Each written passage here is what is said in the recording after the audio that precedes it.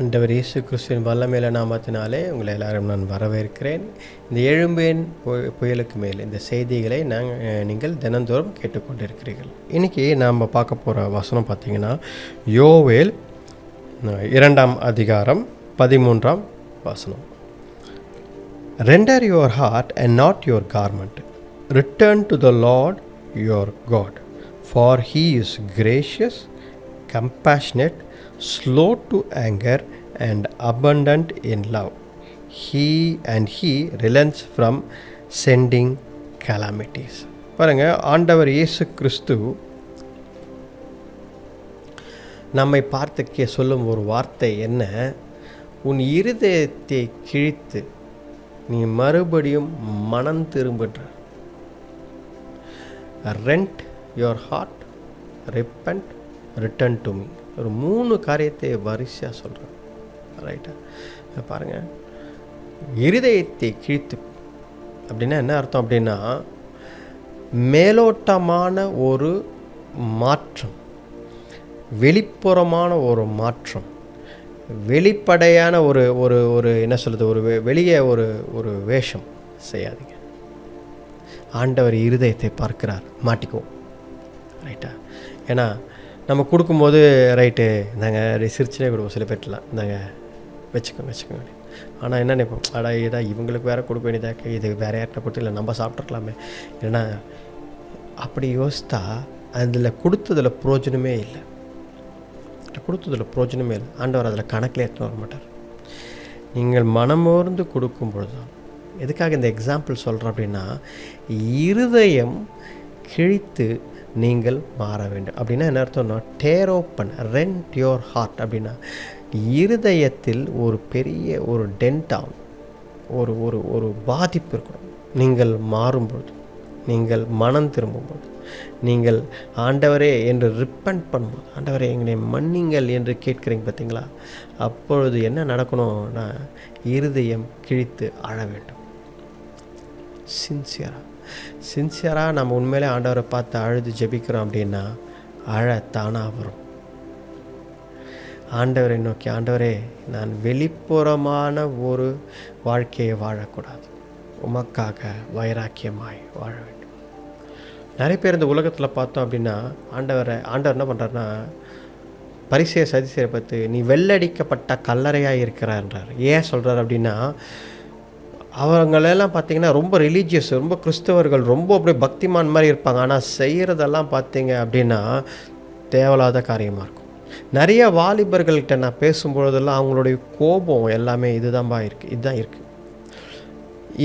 இவர் நான் செய்கிற தவறே இவர் செய்கிறாரே, அப்போ ஏன் நான் போய் நான் ஏன் கடவுளை ஏற்றுக்கணும்? நான் ஏன் சர்ச்சுக்கு வரணும்? நான் செய்யும் விஷயங்களே இவர் செய்கிறாரே, நானே பரவாயில்ல, இவர் என்னோட மோசமாக இருக்கிறாரே.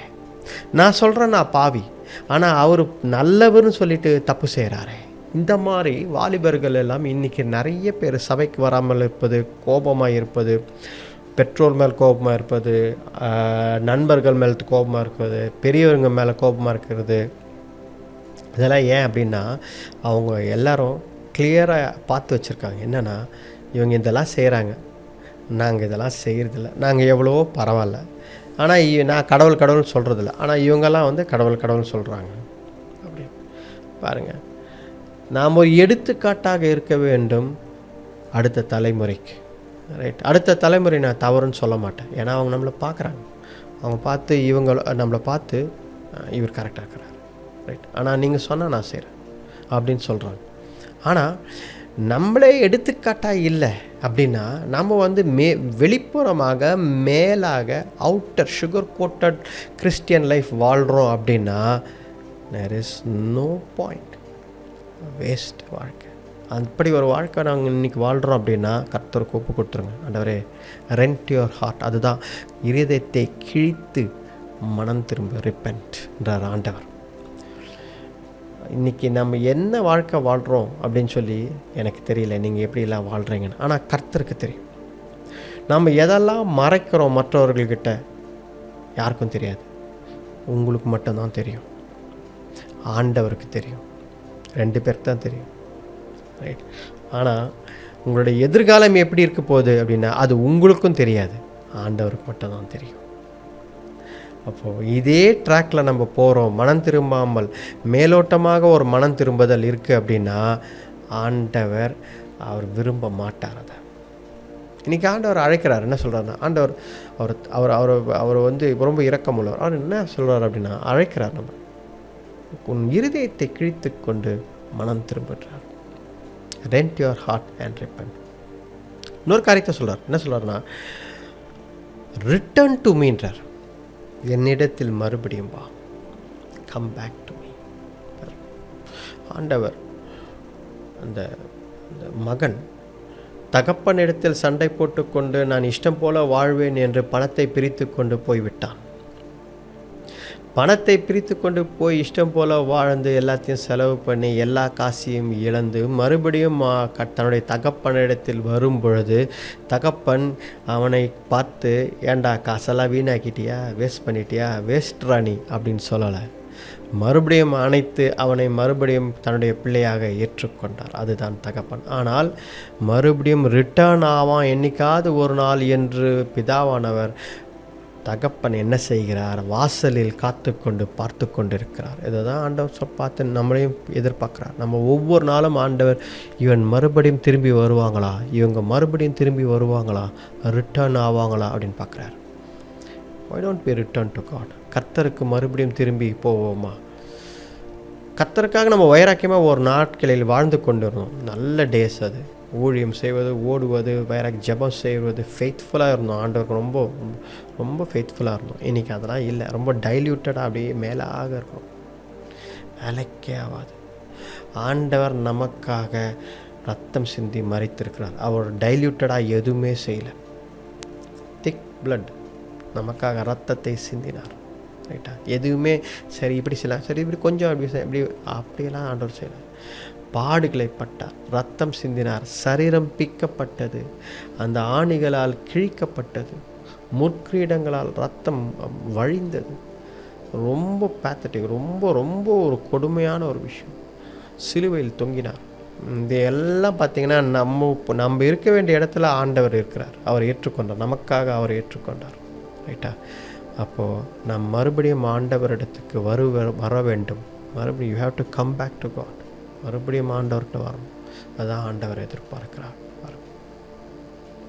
இந்த இடத்துல ஆண்டவர் சொல்வது, he is a very compassionate God. மனதுருகும் தேவன். கேட்டா, அவர் மன்னிக்கும் தேவன் அப்படின்னு வரிசையாக போட்டிருக்கோம். ஒரு 2-3 விஷயம் நான் படிக்கிறேன் பாருங்கள். He is a compassionate God, gracious God, slow to anger, abounding in love. பாருங்கள், அவருக்கு அந்த கலாமிட்டிஸை சென்ட் பண்ணுறதுக்கு யோசிக்கிறாராம், தண்டனைகளை அனுப்புவதற்கு யோசிக்கிறார். அப்படிப்பட்ட ஆண்டவர். அப்போது கர்த்தரை பற்றி நீ இன்னும் அதிகமாக தெரிந்து கொள். Access more of God's compassion. அதுதான் சொல்ல வரேன்.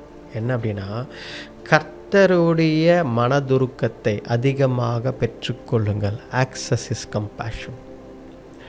டேவிட் ஒரு வாட்டி ஆண்டவர் தண்டிக்கிறேன்னு சொல்லிட்டார். தப்பு பண்ணிட்டான். அவன் ஆண்டவரே நான் மன்னிங்கன்னு சொன்னான். ஆண்டவர் இல்லை ஓகே நீ எல்லாம் மனம் திரும்பிட்டா ஓகே, ஆனால் நான் தண்டிக்கிறேன். தண்டிச்சு தான் 3 தண்டனை. என்ன தண்டனை அப்படின்னு சொல்கிறார். அப்போ டேவிட் பார்க்குறான். கிங் டேவிட், இது ஃபஸ்ட்டு 2 வேணாம் ஆண்டவரே, 3வது நான் எடுத்துக்கிறேன். ஏன் அப்படின்னா, அந்த 3வது தண்டனை நான் ஆண்டவர் கரத்திலேயே போயிடுறேன். ஆண்டவர் தண்டிக்கிறாரு பரவாயில்ல. ஏன் அப்படின்னா, ஆண்டவர் தண்டிக்கிறார்னா அவர் மனதுருக்கம் உள்ளவர். ஒரு வேளை பாதியில் கூட நிறுத்திடுவார். தண்டனை பாதி பண்ணும்போதே பரவாயில்ல அப்படின்னு விட்டுடுவார். அதனால் நான் கர்த்தருடைய கரத்தில் விழுந்து விடுகிறேன் என்று கிங் டேவிட் சொன்னான். அதே போல் அவனோட ஜட்ஜ்மெண்ட் கரெக்டாக இருந்தது. அதே போல் ஆண்டவர் தண்டித்து கொண்டே வந்தார். அவரால் தாங்க முடியவில்லை. மனதுருக்கமுள்ள தேவன் டக்குன்னு நிறுத்திட்டார். போதும் நிறுத்துன்னு சொல்லிட்டார். பாருங்கள், access the compassionate heart of God. அந்த மனதுருக்கம் உள்ள இருதயத்தை நீங்கள் எப்படியாவது சந்திக்க வேண்டும். அதை எப்படியாவது ஆக்சஸ் பண்ணும். அப்போது ஆண்டவர் கிரேஷியஸ், ரொம்ப இரக்கம் உள்ளவர், மனதுருக்கம் உள்ளவர், நீடிய சாந்தம், பொறுமை, அன்பு, ஏராளமான அன்பு, abundant in love, எக்கச்சக்கமான அன்பு. பாருங்கள், இப்படிப்பட்ட ஆண்டவர் நம்முடைய ஆண்டவர். அவர் நம்ம நினைக்கிற ஸ்டாண்டர்டுக்கு கிடையாது, ரைட்டா? மனிதனுடைய ஸ்டாண்டர்டுக்கு ஆண்டவரை கொண்டு வந்துடாதீங்க. மனிதனுடைய ஸ்டாண்டர்டுக்கு ஆண்டவர் கொண்டு வந்துடாதீங்க. ஏன் அப்படின்னா, நம்மளாம் என்ன யோசிக்கிறோன்னா, நம்ம எப்படி பிஹேவ் பண்ணமோ அதே மாதிரி ஆண்டவர் பிஹேவ் பண்ணுவார் யோசிக்கிறோம். அது wrong. God standard is different. கர்த்தருடைய ஸ்டாண்டர்ட் வந்து நம்ம எதிர்பார்க்காத சில விஷயங்களே செய்வார். என்னடா அது, ஆண்டவர் இந்த இடத்துல மன்னிச்சு விட்டுருவாரு அப்படின்னு யோசிச்சா அந்த இடத்துல தண்டிப்பார். அதில் போச்சு இனிமேல் தண்டனை தான் அப்படின்னு நம்ம சொல்லி அழுது புலம்பும் போது ஆண்டவர் என்ன செய்கிறாருன்னா மன்னிக்கிறார். அதனால தான் இந்த இடத்துல என்ன சொல்கிறார், அந்த வசனத்தில் ஃபாஸ்ட் அண்ட் ப்ரே, க்ரை, அழுது உபவாசித்து ஜெபின்றார். ஒரு சில காரியங்களை நாம் அழுது உபவாசித்து ஜெபிக்கும் பொழுது ஆண்டவர் மனதுருகி அதை செய்கிறார். என் வாழ்க்கையில் நான் நிறைய பார்த்துருக்கேன். ஒரு சில விஷயங்களை அழுது ஜெபித்து உபவாசித்து ஆண்டவரை இதை செய்யுங்க ஆண்டவரே அப்படின்னு நம்ம கேட்கும்பொழுது ஆண்டவர் மனதுருகப்பட்டு எஸ் நான் உனக்கு செய்கிறேன், போ எடுத்துன்னு போ அப்படின்னு சொல்கிறார். நிறைய விஷயங்களை அது மாதிரி செஞ்சுருக்கார் என் வாழ்க்கையில். உங்கள் வாழ்க்கையில் ஆண்டவர் அதை செய்வார். Access the compassionate God, access the gracious God. அவருடைய அந்த கேரக்டரை எப்படியாவது நீங்கள் போய் தொடுங்க, அதை ட்ரை பண்ணுங்கள், தொடுங்க, ஆண்டவரை செய்யுங்க ஆண்டவரை அப்படின்னு சொல்லி நம்ம கேட்போம். அதுக்கு உபவாசித்து அழுது ஜெபிக்க வேண்டும். அதுதான் ஒரு கீ, அதுக்கு ஒரு சாவி. என்ன அப்படின்னு பார்த்தீங்கன்னா, ஆண்டவருடைய கிருபையும் ஆண்டவருடைய இரக்கத்தையும் ஆண்டவருடைய மனதுருக்கத்தையும் ஆண்டவருடைய அன்பையும் ஆக்சஸ் பண்ணுறதுக்கு, அதை தொடுவதற்கு வழி ஒரு சாவி இருக்குது. அது என்னென்னா உபவாசமும் ஜெபமும், அழுது நம்ம கண்ணீர் சிந்துரும் பார்த்திங்களா, அதெல்லாம் ஒரு முக்கியமான சாவி. அதை போட்டு திறக்கும் பொழுது ஆண்டவர் ஏற்றுக்கொள்கிறார். ஆண்டவர் என்ன சொல்கிறார், எஸ் ஓகே சரி ஆகட்டும் போ அப்படின்னு சொல்லி, அவருக்கு பிடிச்சாலும் பிடிக்கலைனாலும் சரின்னு சொல்லிடுறாரு, ரைட்டா? சில விஷயங்களை ஆண்டவர் சரி நீ தான் கான்சிக்வன்ஸ் பார்த்துக்கணும், அது உன்னுடைய இது அப்படின்னு சொல்லி கொடுத்துட்றாரு. ஒரு சில விஷயங்களை ஆண்டோடைய சுத்தமாக இருந்தால் அந்த நேரத்தை அட்ஜஸ்ட் பண்ணி, டைம் லைனை அட்ஜஸ்ட் பண்ணி முன்னாடியே கொடுக்க விருப்பப்படுவார். ஆண்டவரால் செய்ய முடியும், ஆண்டவரால் எல்லாம் செய்ய முடியும். கர்த்தரை நீ நம்பி வந்தால், ரைட், இன்றைக்கு கர்த்தரை நம்பி வா. அப்படி தான் ஒரு ராஜா இருந்தான் பாருங்கள். அந்த ராஜா ஆண்டவர் இடத்துல, ஆண்டவரை நீ அவ்வளோதான், நீ ரெடி பண்ணிக்கோ, உங்கள் வீட்டு காரியங்கள்லாம் ரெடி பண்ணிக்கோ, நான் உன்னை எடுத்துக்க போகிறேன் அப்படின்னு சொல்லிட்டாரு. தீர்க்கதரிசி வந்து சொல்லிட்டான், நான் உன்னை நீ உன் வீட்டுக்காரெல்லாம் சரி பண்ணிவிடுப்பா, நீ வரப்போகிற, அவ்வளோதான், உன் காலம் இடத்துல முடிஞ்சிச்சு, பூமியில் முடிஞ்சு நீ வரப்போ. அவன் ஒரே மனதுருக்கும், ஆண்டவரே என்ன ஆண்டவரே அப்படின்னு சொல்லிட்டு உடனே செவுத்து பக்கமாக வால் பக்கமாக திரும்பி அழுகுறான். ஆண்டவரே எனக்கு இன்னொரு வாய்ப்பை இன்னும் கொஞ்சம் நாட்கள் தாங்க, உமக்காக நான் வாழ்கிறேன்னு அழுகுறான். இவன் அழுதுன்னு இருக்கும் போதே ஆண்டவர் அந்த தீர்க்கதரிசியை வாசலை கூட தாண்டலை.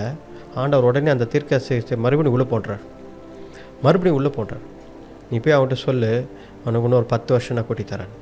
பாருங்க, he extended his life. So ஆண்டவரால் செய்ய முடியாது, மனம் மாற்ற முடியாதுன்னு எதுவும் கிடையாது.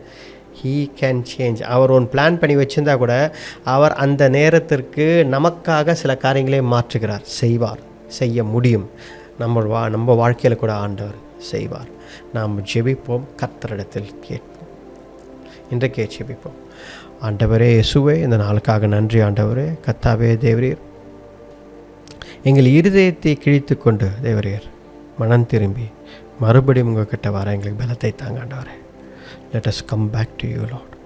ரொம்ப தூரம் போய்விட்டோம் ஆண்டவரே. we have gone far away Lord. ரொம்ப தூரம் போயிட்டோம் ஆண்டவரே. நாங்கள் மறுபடியும் வர விரும்புகிறோம் ஆண்டவரே. எங்களை ஏற்றுக்கொள்ளுங்க ஆண்டவரே. தேவரீர் அப்பா, வெளிப்புறமான ஒரு வேஷம் வேண்டாம் ஆண்டவரே. உள்ள இருதயத்தில் மாற வேண்டும் ஆண்டவரே. உள்ள ஆழத்தில் ஒரு இம்பேக்ட் இருக்கணும் ஆண்டவரே.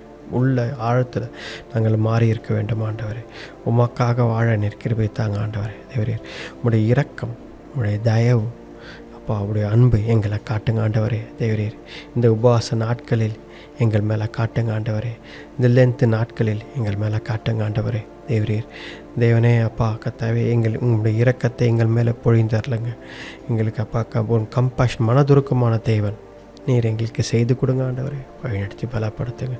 இந்த ஜெபத்தை மீட்பராட்சகர் எங்கள் ஆண்டவர் இயேசு கிறிஸ்துவின் வல்லமையுள்ள நாமத்தில் வேண்டிக் கொள்கிறோம், ஜீவனுள்ள நல்ல பிதாவே. ஆமென். Praise the Lord.